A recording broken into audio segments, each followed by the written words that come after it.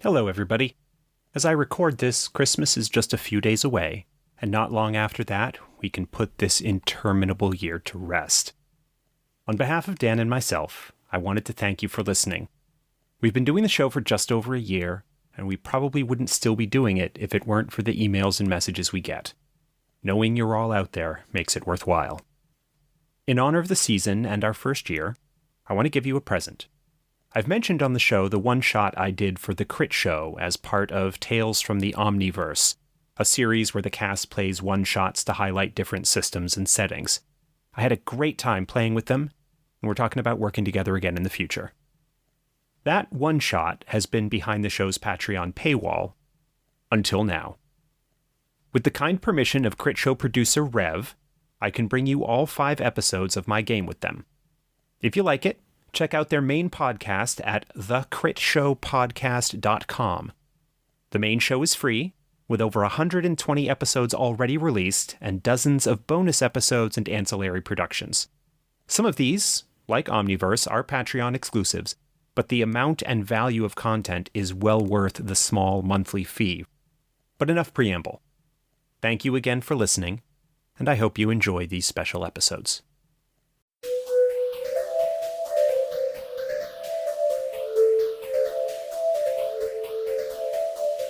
Across the vastness of reality, a limitless number of existences play over infinite possibilities.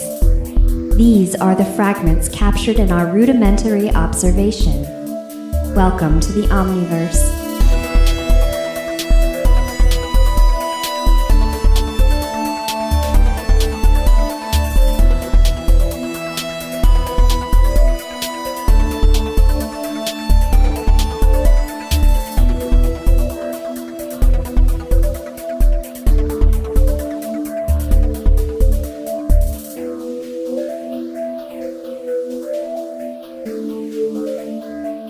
Hey everybody, welcome to Tales from the Omniverse. I am your Critshow producer Rev, and around the table we have... Hi, I'm Tass. I am Jake. I'm Kim. And today we are joined by a very special guest. I say this at the beginning of every one of these episodes, how excited I am. And it's always true, but this is the very first game I ever played. This is the first game that I learned to play. And for 3 of the people around this table, it's the first game we all learned to play. It's how Jake met all of us, really, on some main level. That was a dumb sentence. But outside of the convention setting, it was where we really got to know Jake and what kind of led into the creation of the show. We are joined today by Josh Harrison, who is one of the line developers for Earthdawn. Thank you so much for joining us, Josh. Well, thank you for having me. I am absolutely thrilled to have this opportunity. I love introducing or reintroducing people to the game, because that's what I do a lot when I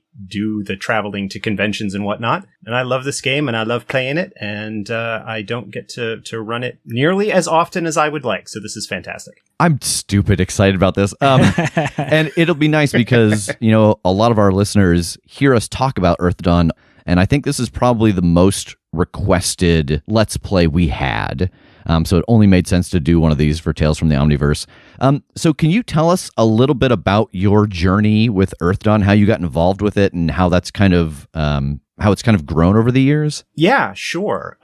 So I have been gaming for far too long. I started back in 1983 or 84, something like that, in the early 80s, when I was like 9 or 10 years old. Got introduced through the old Red Box Dungeons and Dragons set to kind of put myself in an era there. And it was basically just Dungeons and Dragons for many years until I think it was my junior year of high school. For Christmas, my aunt got me a copy of Shadowrun 2nd Edition. Like, it was the first real non-D&D game that I played, and got really into that. And then when I went off to college, basically like the early days of online community and stuff, because I was going to a tech school, and got involved in like mailing lists and stuff like that for Shadowrun. And that was 93, which was the year that Earthdawn was released. And everybody was talking about that fall of 93, about this new game that FASA had released at Gen Con that had apparently a lot of thematic similarities and a fantasy game connection to Shadowrun. And I very soon thereafter saw actually a copy of The Longing Ring, which was the first fiction book that they put out for Earthdawn at the campus bookstore. Yes. Grabbed that and thought it was pretty cool. And then at Christmas of 93, saw they had actually like one of those big cardboard stand-up displays for Earthdawn at the front of the local Walden Books, and grabbed a copy of the hardcover. And like it started from there. And so did a lot of playing of it. Earthdawn is the game that I have run 3 of my longest running campaigns ever. Were all in Earthdawn, all of them, running multiple years and characters going a long time. And then when FASA kind of stopped active releasing his stuff in around 2000 and had stopped producing Earthdawn and sold off some of their properties to other places, I got involved online with, just like fan projects, just being involved in stuff. And that led into doing some play testing for 2nd edition. That led into some consultation and writing and editing for for classic edition, which led into 3rd. And then around the time that they, that basically that 4th was released shortly before that, after I had taken a break because I had young children and whatnot and didn't do so much work on gaming, but then was kind of coming back because my kids were a little older. And they basically said, the guy who was in charge of it at the time said, I'm really looking to get out, but I don't want to leave until I find somebody to take over Earthdawn. And I was like, well, if you meant that as hey, I want you to take over Earthdawn, I'm willing to give it a go. Nice. And basically sort of decided, well, if we're going to do this, then I'm going to launch basically sort of head up and launch a new edition. And we did 4th edition, and a Kickstarter was conceived and very successfully run with that. And we've had now 7 books that have been released, plus a bunch of supplemental materials over the past 6 years, give or take. And we actually are launching a Kickstarter for our next source book tomorrow as we record this. Which source book is that? This is a source book. It's called Iopos, Lair of Deceit. It is a book focused on the city of Iopos, which is up in northwestern Barsave and is the home of the Denerastus clan, who are, at the sort of current continuity of the game, the sort of designated bad guys. Because as the game has progressed over the years, the Theron Empire, while still sort of around, has largely been booted out of Barsave as far as an actual strong military presence. And so the Denerastus, who were behind the assassination of King Varolus III to put various powers at each other's throats, are now kind of the bad guys. And this is a book that's kind of detailing their city and the people in charge there and some of the plots that they have going on. My introduction into this game was in 1995. That's when I started playing Earthdawn in high school. And I remember being at the table for the first time, and the way that they had hooked me, because I'd heard of Dungeons and Dragons, but I'd never played it before. But the thing about this game was the horrors. Like, that is what the Game Master really leaned heavily into, was the idea that Earthdawn is a game about this magical kind of schism that happened where everybody had to go into hiding, and while they were in hiding, these monsters were able to breach into the world, and they corrupted the world, and now that time is starting to pass, this time of the Scourge, and people are starting to reemerge into the world and rediscover the world. And so it's about defeating what is left behind of these horrible, tainted monsters. And I love that. Like, no matter what game system I go to, I always come back to that idea from Earthdawn of, it really is good versus evil in a way that, some things are corrupting the magic while other things are trying to, re-cleanse it and clean the area. That is definitely one of the strong themes of the game. I've often dubbed the genre of Earthdawn as hopeful post-apocalyptic high fantasy. Yeah. Because it is post-apocalyptic in the sense that, there was a basically 400-year magical apocalypse where everybody was hiding away underground from these nasty, powerful creatures that would not only physically cause damage, but would also sort of, the more powerful ones, feed off of the negative emotions that they inspire in people, and so like to torment and do kind of long-term plots and so forth to get people at each other's throats and to feed off of that negative energy. But that time has passed, and now people are rediscovering the world in kind of a almost like fantasy Fallout kind of feel in some respects. And But it is like after that time, there are still horrors lurking around. There are still like sort of dark corners of the map and places that are unexplored and dangerous. And there are people like the Denerastus that I mentioned not long ago who are interested in subjugating and conquering other people for their own ends and their own power, in contrast to the idea of maybe just wanting to like live and reclaim and have some freedom to rebuild lives and so forth. The game is ostensibly set about 100 years after the end of the Scourge, which is what that period of time was called. But it's also high fantasy in that every character has magical abilities. It is a very high magic setting in that regard. Well, every player character, not everybody in the world, but all the player characters are intended to be magical. And I will cut this out if it's not the case. I'm curious now, because obviously I played a lot of first edition, and about the time that I took a break was right after second edition came out. I remember being in college and them announcing that they were shutting down first edition and going out to the gaming store with a couple of my friends and just buying everything that was on the shelf that we didn't have yet. So by the time I came back and started playing again after grad school, fourth edition was out, but everyone had told me that it was stylistically so similar to first edition in comparison to some of the previous, in comparison to second edition, that I didn't take a whole lot of time to get to pour through the book. So one of the things I'm curious about is I remember from first edition that there were your discipline kind of picked you, that you had to like represent these things of a troubadour, of a warrior, and that if you did things against your discipline's way, that it could leave you, it could abandon you. Is that still the case in fourth edition? That is something that is possible. The amount to which individual tables can get heavily into that role-playing aspect of things is certainly up to them. There are optional rules in the companion, which is sort of the third core book, talking about talent crisis, which is what the game term for it is, where if you are doing things that are counter to your character's vision of their discipline, then the magic won't work, or they might suffer penalties or something along those lines. The team tried with fourth edition to advance stuff sort of mechanically to take advantage of things that have been learned over the past, 20 years of game design, but also to try and remain as true to the spirit and intention of the themes of the game that we fell in love with, in my case, more than 25 years ago. I'm really just using this as a Q&A for myself because I haven't got a chance to, I'm just so in love with this game. And it is my formative game. I can't wait to start the actual game because I am already hanging on every word. I can't imagine what it's going to be like when the narrative starts. Yeah, no, Jake's absolutely right. We should probably get to the game instead of me just asking endless questions for my own knowledge. So let's take a second, I guess, and introduce our characters. I am playing Pokey. Pokey is a windling thief. So they are like 20 inches tall, about 15 pounds, with kind of dragonfly wings. They have sort of a pale pink skin with green hair and eyes.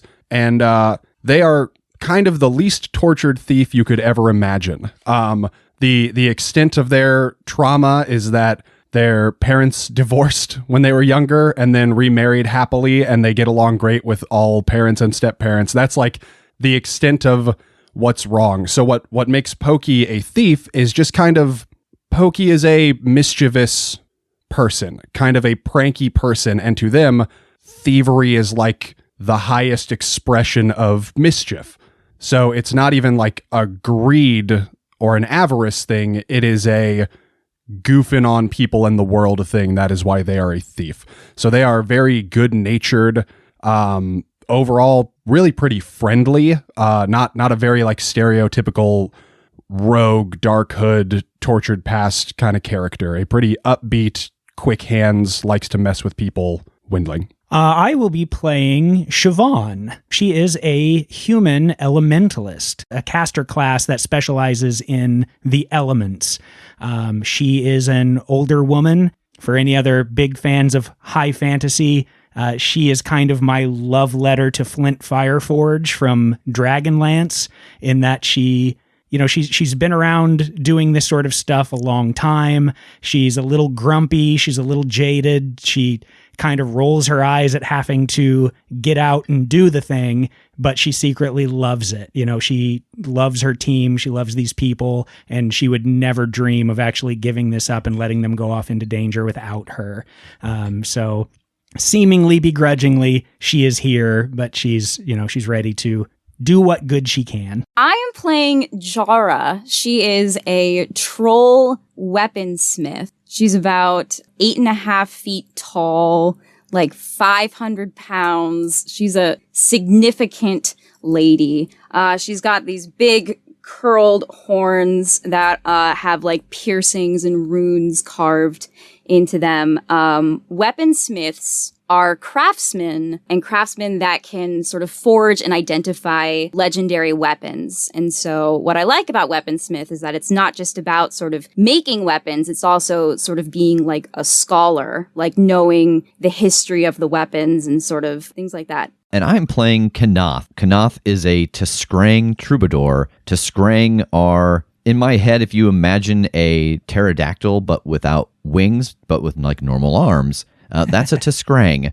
They are lizard-like. He has aqua skin and gold eyes, is about 5'9", and he loves to see the world. He loves to meet new people. He loves to share stories. He is someone who is pushed through the world, especially with adventuring groups, to not only share the stories, but experience them and write them down to then share with other people later. Okay, cool. And are we working on the premise that you all sort of already know each other and have worked together before, or? Yeah, I imagine that we are already a squad, because otherwise we have to do the meet in a tavern scene. I imagine that of the team, Kanath is kind of like Pokey's closest. Like, we get along well. You like to see the world and be expressive, and Pokey likes shenanigans, and it seems like we'd get along. Pokey likes everybody, but probably sort of at the expense of Siobhan more than anything, because Siobhan's a little bit more severe, and Pokey tries to get her to loosen up. Yeah, and I think that Kanath originally connected with Siobhan because she's got like a longer history, maybe having heard stories about her before, and that was his original kind of decision to join the group. And then, yeah, I think the same thing that Pokey, that there are times where I've even convinced Pokey to join in on a story or things like that. And I think with Jara, that shared love of lore and knowledge. Is it okay, Jara, if Pokey rides on your shoulders a lot of the time? 100%. Okay, good. Okay, Siobhan will be on the other shoulder. There is room for all on Jara's shoulders. We'll just be like a big totem pole. Honor and loyalty are very important to trolls, and so I feel like Jara has just kind of adopted all three of you. Like, that's awesome. She isn't for whatever reason, she isn't with her troll clan anymore, but you three are her clan. Great. With that, let me introduce the setting of our tale.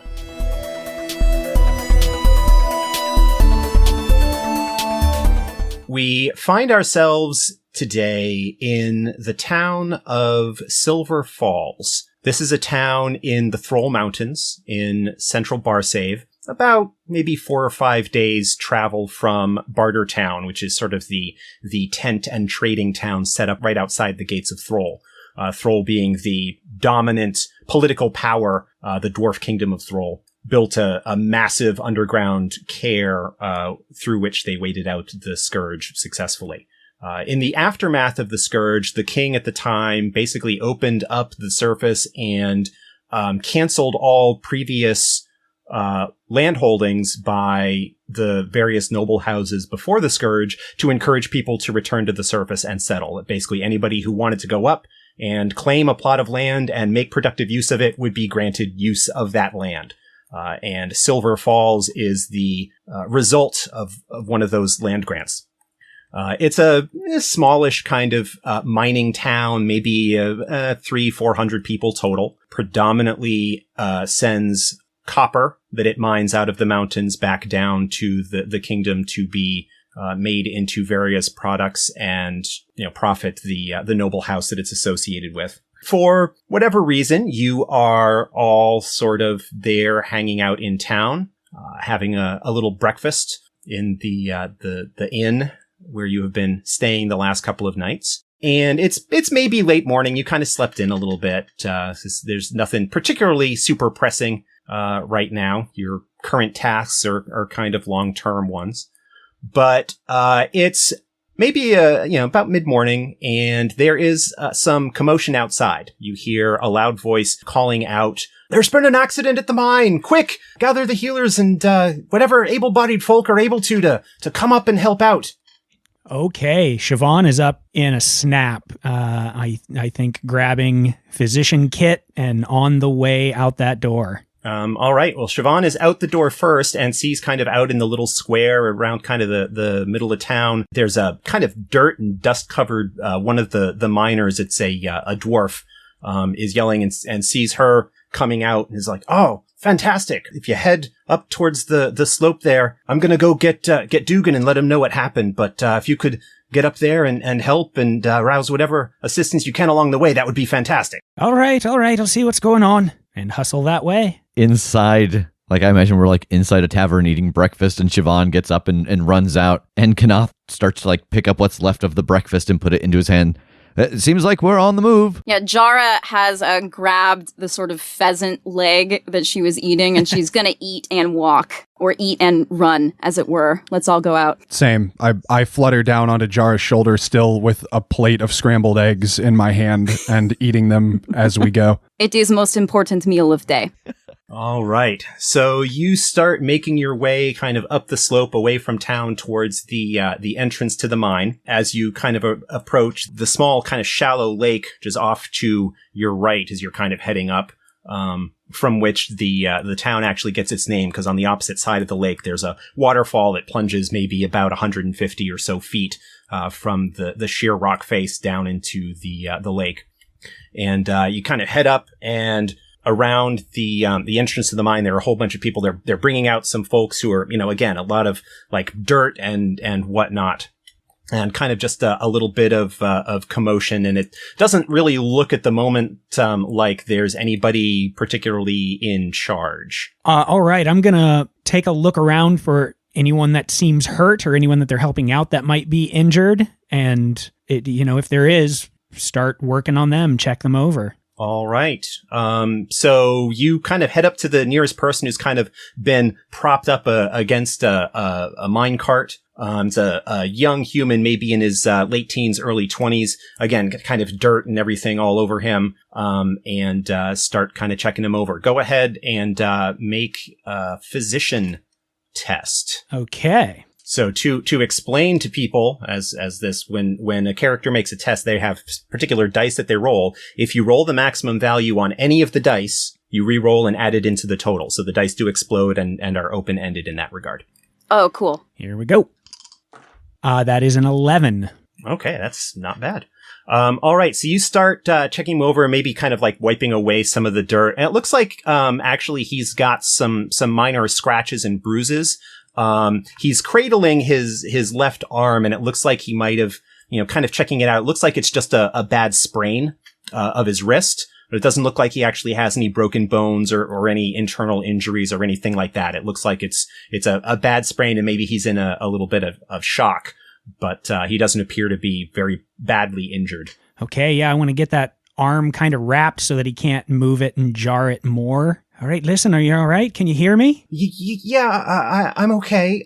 Is Gib okay? I don't know who Gib is, but I'll take a look around. What happened down there? Well, we were working on excavating a new bit of the shaft, and there was a rumbling, and Gib was right next to me, and the floor gave way, and there was a bit of rock and tumble that came down, and I kind of just started scrambling my way out. I beyond that, I don't know. All right.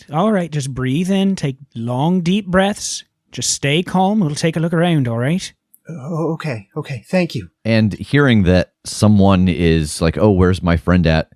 Is there something that's a little high, like a rock or a minecart or something I could get up on top of to see the group? There's like a couple of minecarts nearby. You can probably jump up onto the edge of one of those to get a good, like, higher vantage point. Yeah, I want to jump up onto one of them and try to project my voice out. Like, excuse me, can everyone see me? Can everyone hear me? Go ahead and roll first impression. All right. That is a talent for you. I just got overwhelmed because I finally get to use like all of my dice again. I was like, oh, which ones?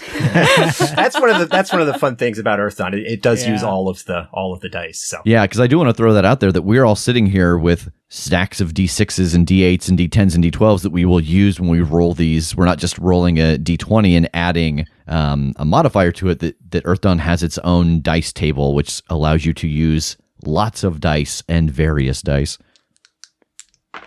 11. Yeah, you start projecting your voice and everybody, fueling it a little bit with your troubadour performance magic, and that kind of gets everybody's attention, and things kind of settle down a little bit, and everybody kind of turns their attention to you. Good. Thank you. What I want to see is everyone look around. I realize you're a little panicked, you're a little scared in this moment, but we want to find out who might be missing. Who do you not see that you know was near you or with you or should be here? Take a moment and look around. Call out names one at a time. Let's start over on the right side. If there's someone you don't see, call out their name and raise your hand if it's you. And so I'm just trying to get a sense of like how many people are missing. Okay. Sort of doing a quick head count and whatnot. It is determined that there appear to be 3 people missing. One of them is Gib, who was just mentioned a couple of moments ago. One is Karn, and the third is Dennis. Karn is the sort of, and this maybe explains why there's has not been a whole lot of organization here. Karn is sort of the shift leader. He's the one that sort of would have been organizing everybody in terms of figuring out what was going on. So he's unaccounted for, and then Gib and Dennis are all unaccounted for. There was the one who came running into town is not back yet. But he is, like, they knew that he left, and so he is accounted for, even though he's not present right here at the moment. It seems like we're missing 3. Is there like a clear opening that has caved in where like we could start clearing rubble to get to? No, actually the mine entrance itself, looks like it's open. There's nothing obstructing the actual entrance into the mountainside.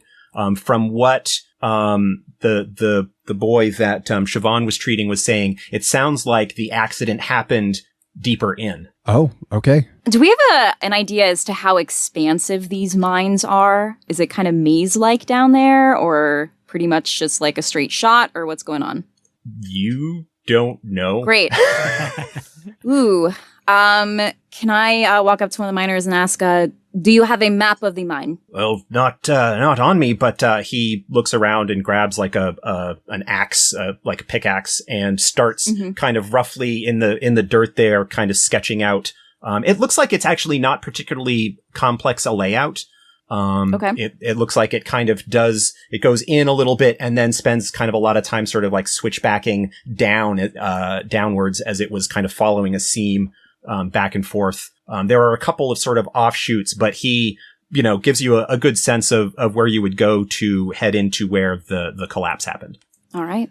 Thank you. That was very helpful. Shall we? Yeah, let's get in there. Start looking around. All right. As you are just kind of getting that sense, coming up the slope is the dwarf that Siobhan first saw come running in and yelling, and accompanying him is a somewhat grizzled older orc who you have seen around town. This is Dugan, who is the sort of mayor and foreman of the entire operation here.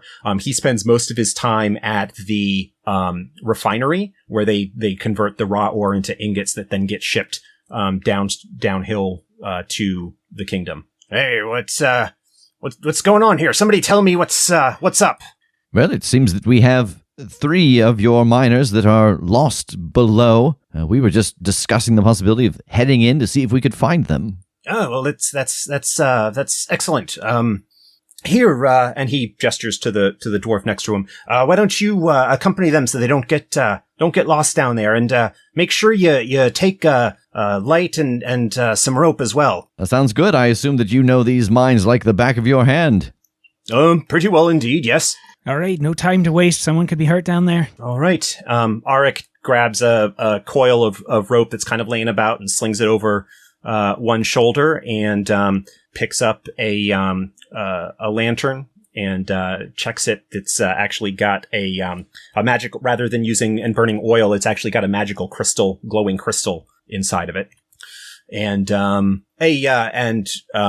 looks over at Jara and says, "Hey, grab a shovel and a pickaxe and bring them along, and we might need them to clear some stuff away."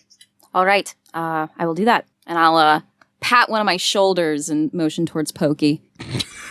and I take my seat.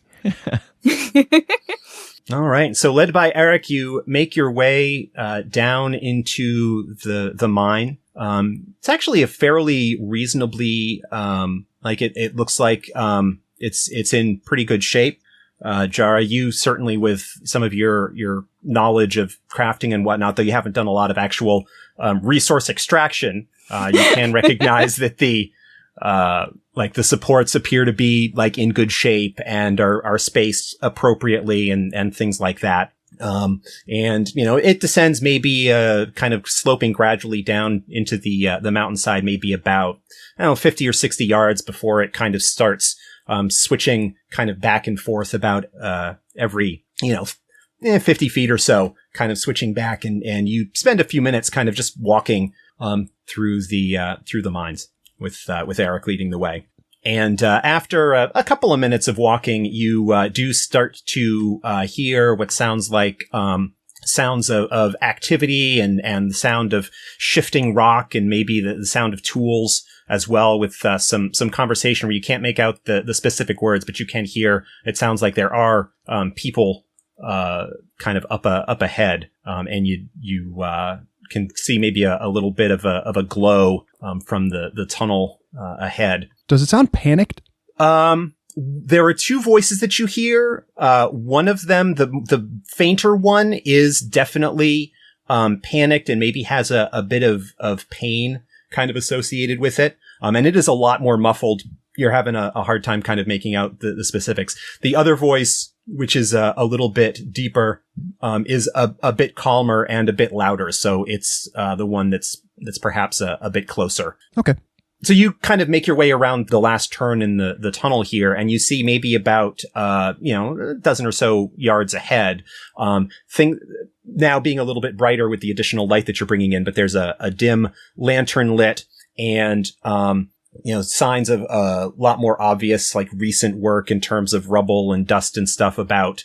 And the looks like, from a kind of a quick look, is that part of the tunnel wall collapsed. And you kind of are looking at the back of a figure that is kneeling, and kind of looking over what looks like it may be like a hole that they're kind of looking down. And this is the deeper voice and the more calm voice that you were hearing.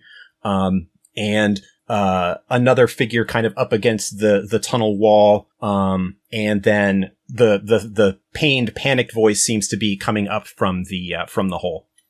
And Eric immediately goes, Karn, what's going on? What can you tell me? And Karn looks back.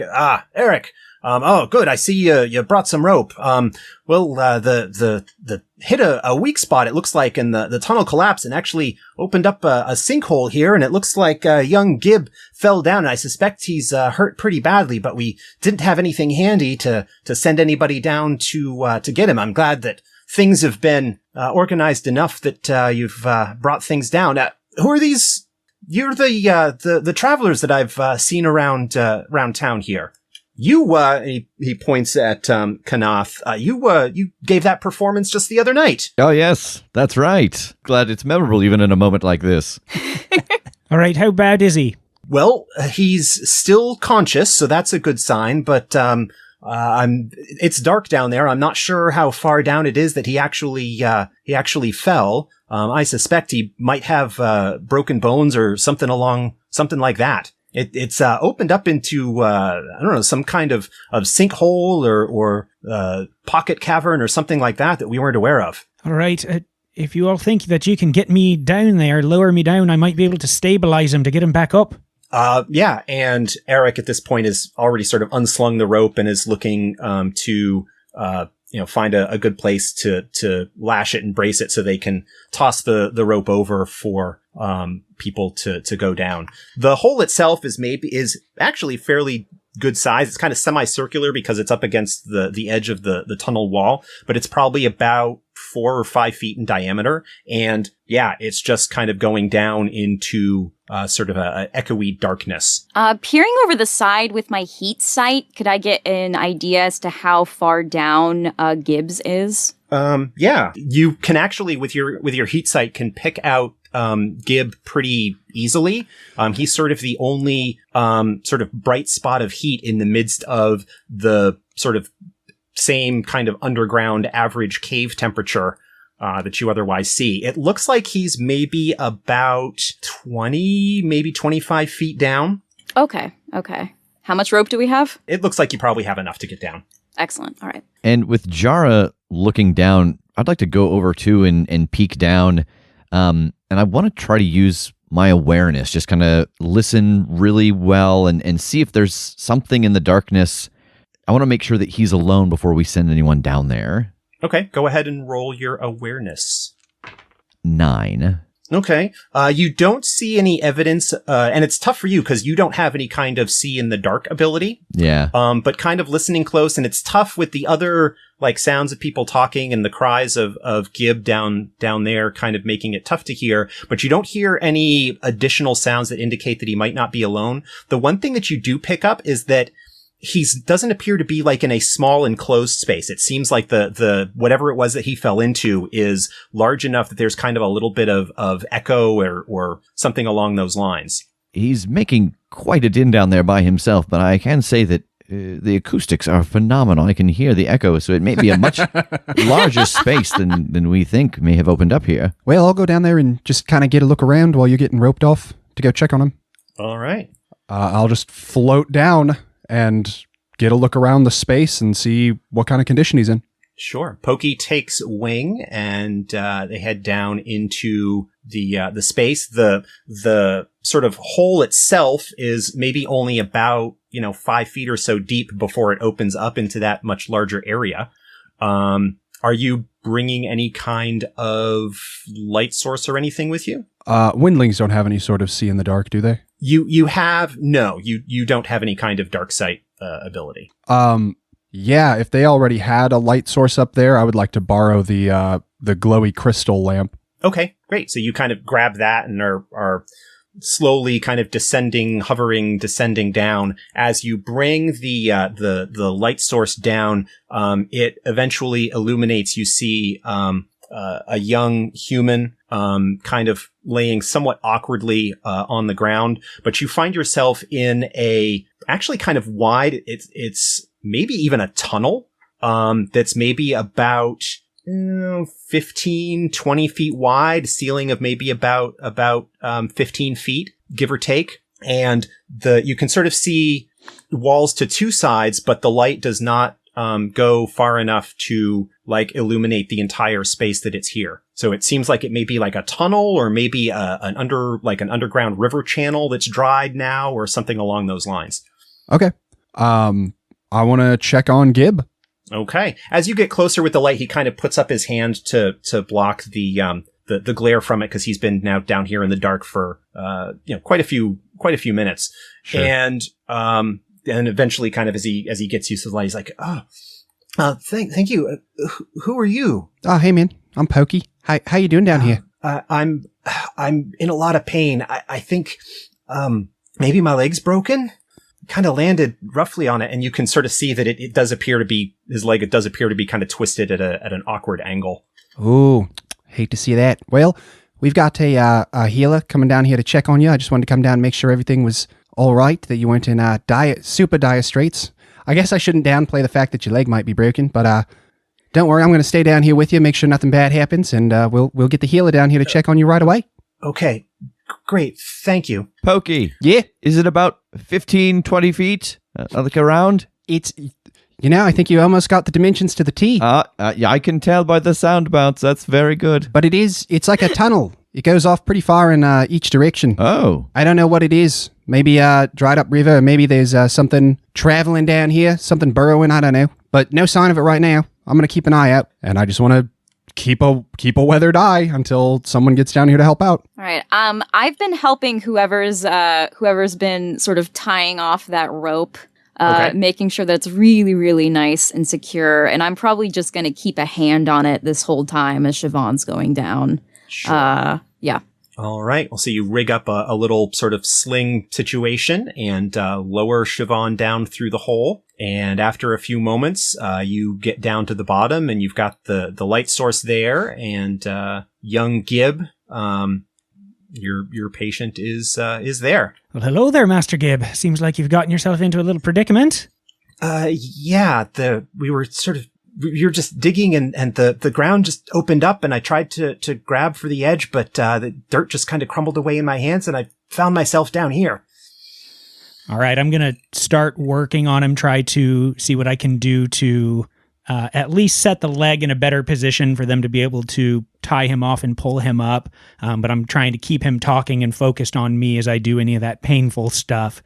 Tell me what happened. Did you feel anything? Did you all just fall through? Was someone else picking at something that broke the floor open? What did you see? Well, we were getting ready to sort of turn around and do a new sort of switchback to keep following the seam that we've been excavating on this run of the shaft, and just there was something, I don't know, broke loose or I'm not quite sure what, but then the ground basically opened up underneath me and swallowed me down here. Oh, that's rough. I'm glad it isn't worse than it is. You're going to be all right. It might hurt for a little while, but we'll get you up and safe, all right? All right. Checking him over, yeah, his leg is broken. Not badly. It's not a compound fracture or anything like that, but he's going to need some treatment in a better circumstance to kind of actually get it set and whatnot. Sure. But you also suspect he might have a couple of bruised, if not cracked ribs as well. Okay, yeah, then I'm just trying to do what I can to get him wrapped and set and as comfortable as possible. Okay. So you kind of, go ahead and roll another physician test for me. Oh, okay. 9 on that one. Okay. Yeah, you patch him up as sort of best you can given the condition and circumstances in which you find yourself. And with Pokey's help a little bit, kind of rig the rope up to kind of have it so that he can break, like with a loop, so that he can brace his good leg in that loop and hold on for them to pull him up out of the hole. Outstanding. And after, a few minutes of work and a little bit of effort, the injured Gibb is pulled up out of the hole and is then sort of taken by Eric and the other Dennis, the other one who was there, sort of load him up on a makeshift sort of stretcher thing that they kind of cobbled together from materials there and start heading him back out towards the entrance.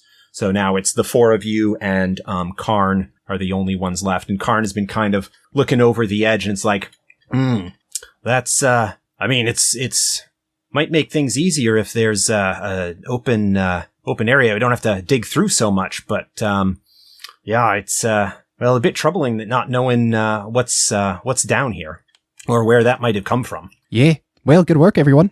I think we took care of this in record time. I know that, Dugan would probably be, interested if you would, maybe look around a little bit more down there and, make sure that it's safe, that there's not, anything lurking that we need to be, concerned with that might come bubbling up from down there to cause problems for the mine or for the folks, living downhill. Anything lurking? Do you have lots of things lurking down here as you work? Well, not generally, but the old tunnels and the remains of Brazza's kingdom and who knows what else might be found in the depths of things up here in the mountains. That is a good point. Maybe even a connection to an old care. What was the name of this mine again? sorry, missed the end of that. What was the name of the mine? The mine doesn't have a name, but the town is called Silver Falls. Let's say we just call it, for the sake of workshopping, the Silver Fall Mine, the tale of the Silver Fall Mine, the fall at the Silver Fall Mine. I think it could work. Oh, 9 hells. Come on, Kanath. Let's go scope out your new performance space. Ah, yes. All right, yeah, if there's something down here you think might be dangerous, it's worth keeping the rest of these folks safe by checking it out. Well, all right. Good luck. I'll hold the rope.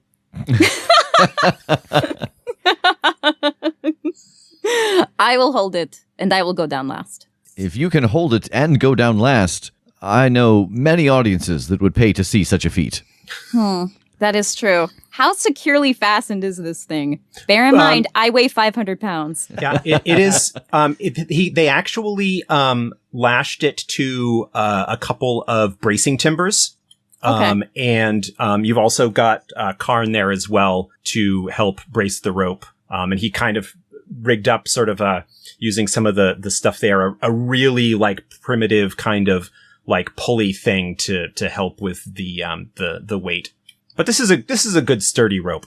Okay. It should be fine, but still, I will go down last. Very well. And I'll start going down. All right. Yeah, it takes a few minutes to get everybody down to the bottom, and you find yourself in about a tunnel that's maybe about as wide as like 2 highway lanes, roughly speaking. About a 12 to 15 foot ceiling. It's not completely even, and it does seem to slope gently down in sort of in one direction and kind of upwards in the other, but not particularly steeply. And there is like a little, like obviously right around the fall area, there's some like loose rock and rubble and whatnot. But once you get away from that spot, it looks like things are actually kind of like smooth, and at least the floor is relatively flat and not a whole lot of like dust or debris or rocks or anything like that. Well, which way are we going? The down way or the up way? Well, in my experience, most things go down. Not untrue, not how I meant it. But surely, if it was water, if it was something burrowing, I mean, we haven't had any indication of some large opening near the city. So unless it starts to level out and just burrow the other way, down might lead us to the source. Good enough for me. Can we actually spend some time and look around to see if there's any indication of any kind of tracks or anything? Or, I'm thinking of like with erosion, if it had been a river before that, that would kind of wear a certain way, or just anything to indicate which direction this might have been formed. Okay, sure. Anybody who wants to check that sort of thing out can go ahead and roll awareness. If you don't have awareness, which would be listed as either a talent or a skill on your sheet, you can roll a straight perception. Okay. Dig out my dice.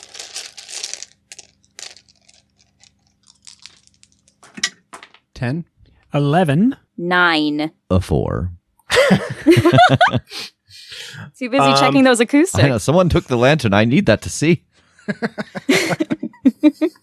So poking around, Jara, with a little bit of your sort of craftsman abilities, you do kind of, it does look like there is some old faint evidence that that this was maybe expanded out from an existing tunnel that was there before. You're not sure how long ago it might have been. The little evidence there of like work or something along those lines. It's possible that it was shaped somewhat with magical assistance as opposed to just brute muscle.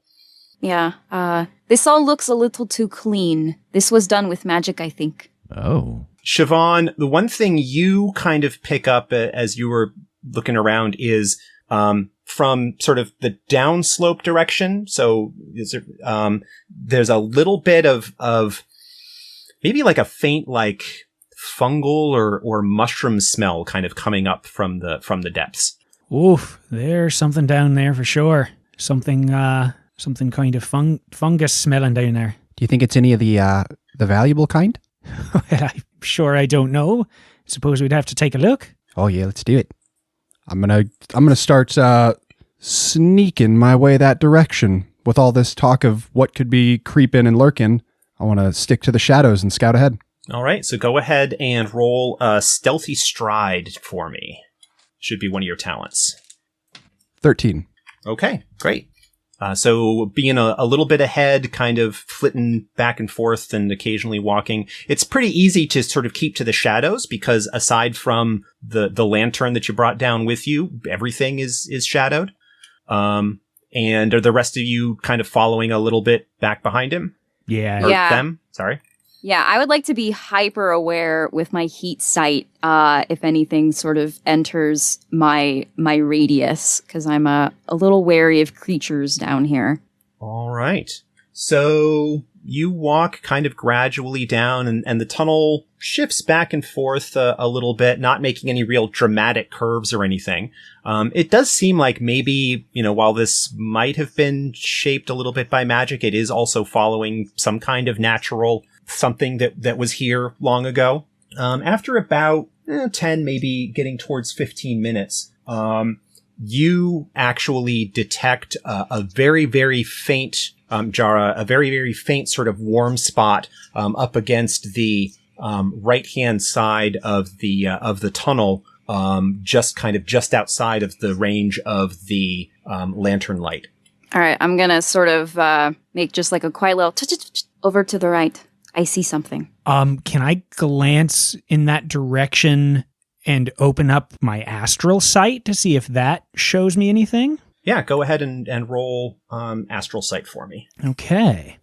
Astral sight, for those listening at home, is an ability that allows characters to see magical auras and things like that. So, okay.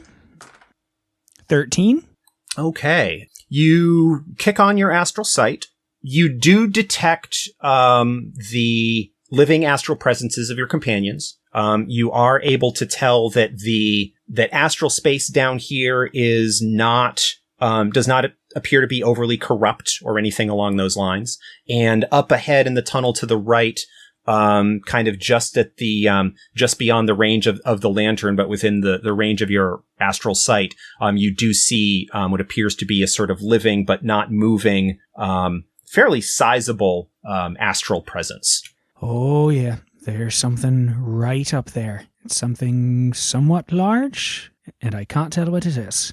About how far away does it seem like it is? Just a little further than the edge of the light. Could I try to open up my empathic sense to see if I get any kind of a reading from it about mood or emotion? Sure.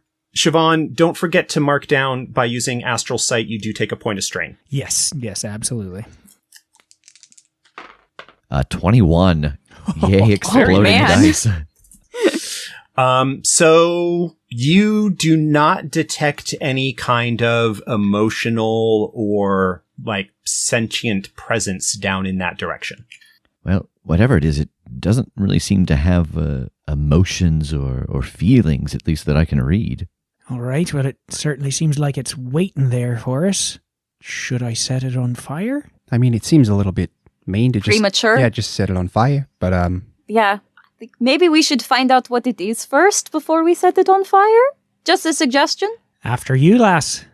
All right, I will go first. So Jara starts making her way forward. Are you bringing the light with you or are you leaving it back with the others? I'm leaving it back with the others because Okay. I don't really need it. Sure.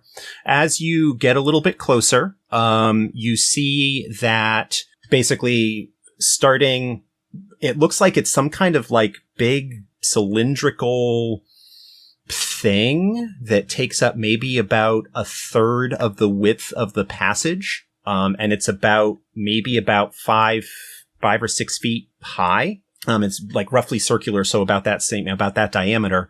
And as you get closer, it looks like it's some kind of big, like worm-shaped thing. And as you get closer, that sort of fungus mushroom smell that you all have started detecting as you got deeper into the passage, has gotten stronger and stronger, and looks like the heat is from underground fungus and mushrooms and so forth that are growing over whatever this thing is. It's tough to make out details without more light, and it's very faint level of heat, but is coming from the stuff that's growing and whatnot. Ugh. Okay, just going off of the heat signature, does it seem to be like undulating in any ways? Is there any sign that this worm thing is breathing at all, or Doesn't look like it according to anything that you can tell at the moment. Okay, can I take out Hearthguard, my sword, and just kind of poke at it a little bit? You poke at it a little bit, and the side of it actually, like, there's a brief moment of resistance, but if you press a little bit harder, it actually, like, breaks through and then sinks, like, a good foot or so into the side of whatever this is. And there's kind of a little, like, tearing sound, or something, you know, kind of like the sound of, like, dry leather tearing or something like that. Ugh. And that's in character, I think. I just go, ugh. And I'm gonna pull it out and say, I think it's all right. I don't think we need to set it on fire. Pretty sure it is dead and mushroom food. Oh, I will come up with that. I actually have a small light quartz too that I think I'll finally get out now that we're not trying to be quite as sneaky in this moment, and hold it up and try to see what in the world this fungus is. Okay, so you're going to hold up the light and get a little bit closer? Yeah, I think so. Yeah, and I think that I'll follow her as I am wont to do once she starts moving. Same. Okay, so as you get closer and bring the light in, you start to get a better sense of what this is. It looks like, roughly speaking, it extends, like, if you get to sort of about the middle of it, it, like, extends kind of the full range of the light. It's maybe about 30 feet long. Ooh. And it looks like it has been here a while, like the fungus and mold and stuff that's growing over it looks like it's been here for a while. The places where it's not growing, you can sort of see like a dark, like scaly skin that was on it, but bits of bone that looks maybe kind of snake-like, kind of make up the structure. So it has kind of settled a little bit as whatever was inside has gone away. But there are a couple of really notable things when you get a little bit closer and bring some light in. First of all, at the front, what you assume is the front end, which is basically the far end as you were approaching it, is a large semi-cone shaped bony like frill. Kind of like if you think like a triceratops or something like that, but more kind of sloped at an angle. Okay. And kind of like got ridges and just kind of like bony protrusions that kind of makes up like the first 5 or 6 feet of this thing that's kind of covering what would have been or the front of its body. And then you get a sense of what killed this thing, because at the front end, coming out at an angle from the ceiling and the floor, are a row of long, sharpened iron spears or stakes or something like that. The ones that came in from the ceiling end kind of hit the bony protrusion, and a lot of them are like bent and so forth and didn't actually penetrate it. But it looks like the ones from underneath got up underneath it and basically skewered through the thing's head or whatever it might have been. Nine hells, would you look at this beastie? Oh, shit. Looks like this tunnel's got traps. I didn't, I'm going to be honest, I probably should have been looking for them, but I didn't think that they would be traps because I kind of thought this was a goose chase. I want to get a look at the spikes and try and figure out what actually tripped them. Okay, go ahead and roll awareness. And I believe you have it as a talent, so if you want, you can spend a point of karma to get a little bit of extra boost on it. Can I do that after the roll, or do I have to decide to spend karma before the roll? Yeah, you need to decide to spend karma before you make the roll. There are a few talents that have exceptions to that, but for the most part, you got to decide ahead of time. So if you don't want to, that's fine. Just anything that you have as a talent on your sheet, you have the option of spending a point of karma to add an additional d6 into the total. Okay. Sure, I'll do that. You're a windling. You've got lots of karma. 12. Okay. So poking around, you actually kind of look down underneath, and it looks like the spears were set off by a concealed pressure plate in the floor that, when the worm thing went over it, basically triggered those things coming out. The other thing that you kind of notice, since you're getting down underneath and looking at where they came out, it looks like the mouth parts of this thing are kind of like a lamprey or something like that, where they're kind of circular and like a couple of different rows of sharp teeth and whatnot, that it would probably mess somebody up if it grabbed on. I hate this thing. There's a pressure plate in the floor that it seems like it tripped. Also, my God, the mouth on this thing. It's just a horror show. Just a real terrible thing.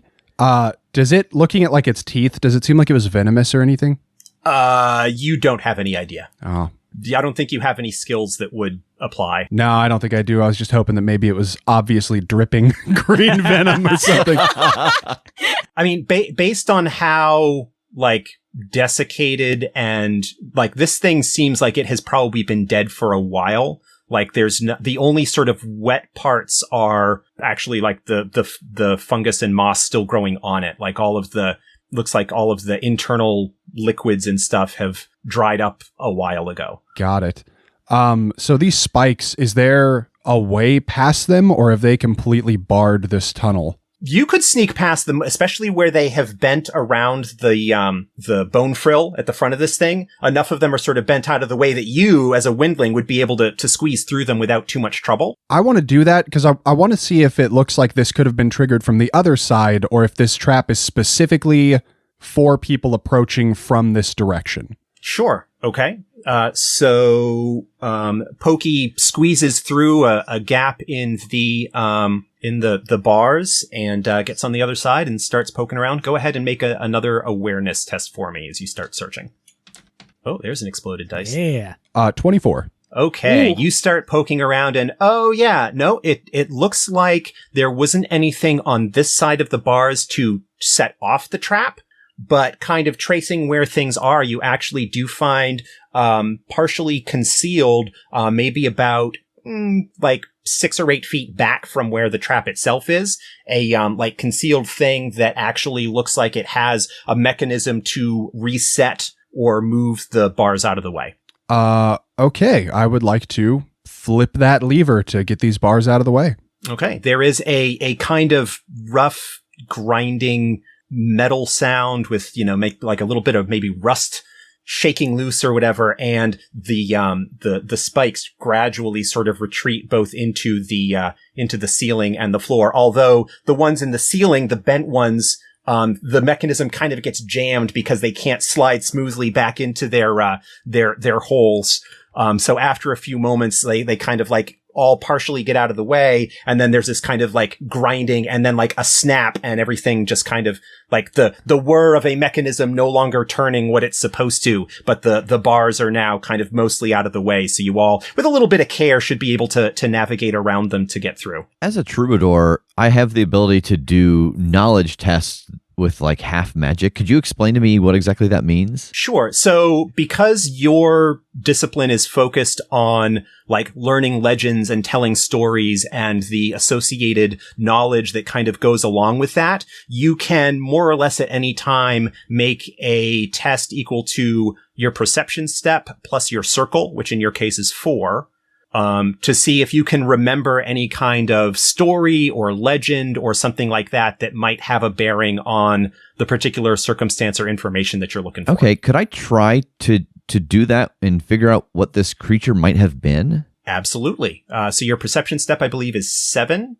6. Oh, 6? Okay, your circle is 4, so you'll be step 10, which would be 2d8. And I also have the ability to spend karma on knowledge. Is this an instance I could do it? Yeah, you absolutely. If you want to spend a point of karma on that as well, feel free. Just mark off the karma and add a d6.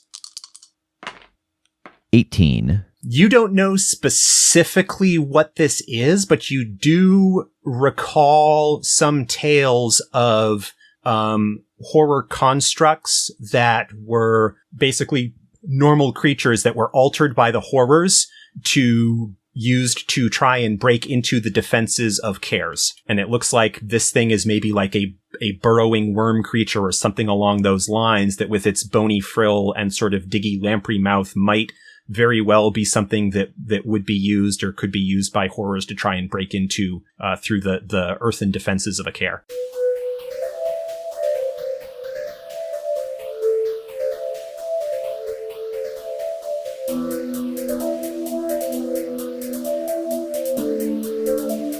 Tales from the Omniverse is a Critshow Studios production.